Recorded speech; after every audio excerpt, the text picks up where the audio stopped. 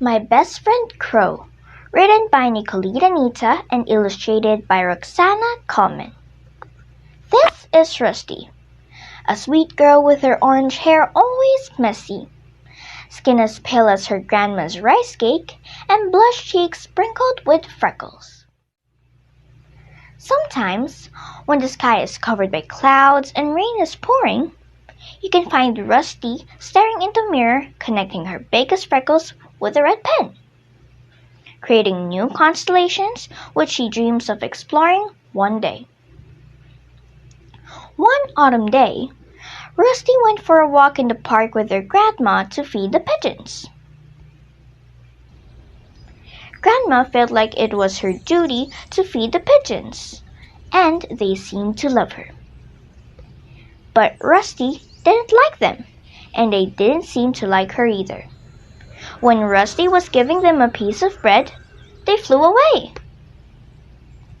When Grandma gave Rusty another piece of bread to throw, she almost decided to eat it herself, but Grandma shook her head. Those picky pigeons flew away before the piece reached the ground. Then, a flutter of black feathers caught Rusty's attention. This bird was big, had black feathers, and a sharp beak, and it ate the bread thrown by Rusty. Rusty started giggling happily and threw another piece of bread. The crow caught it immediately.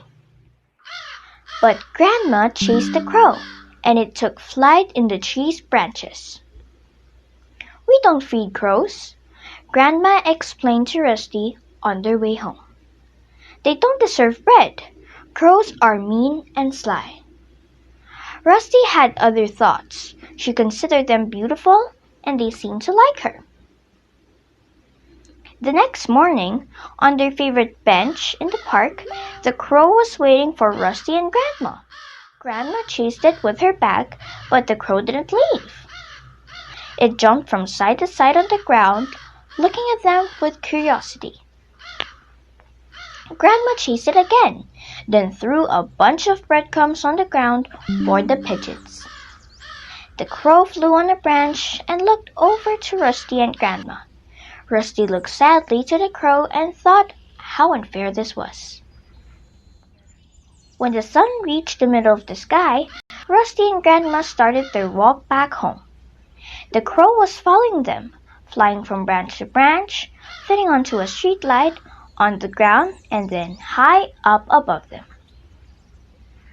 Rusty was amazed. So what if the crow was a crow? It was beautiful and it didn't seem mean or sly. When they reached home, Rusty waved goodbye to her friend. The next morning, Rusty prepared for her walk in the park. She filled her pockets with breadcrumbs, all for the crow. But where was the crow? Rusty couldn't see it. It wasn't on the bench, or in the branches, nor in the sky or bushes. Rusty returned home sad and disappointed. Her sad face worried her parents and Grandma, and they wondered what happened to their happy girl. In her room, sitting on the edge of the bed, Rusty was feeling sad and lonely. Why did anyone want to be her friend? Why did the pigeons like her? Why did the crow disappear? Knock knock! There was a noise coming from the window.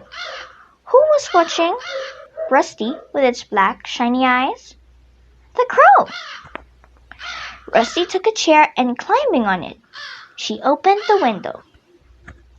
"I thought you left me," said Rusty. She was smiling from ear to ear, super happy that her friend came back. Rusty emptied her pockets on the windowsill and the crow started eating happily. With a little courage, Rusty lightly and gently petted the crow.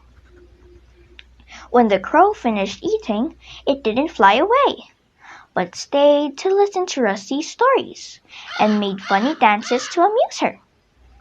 How nice it was to finally have a friend. The end.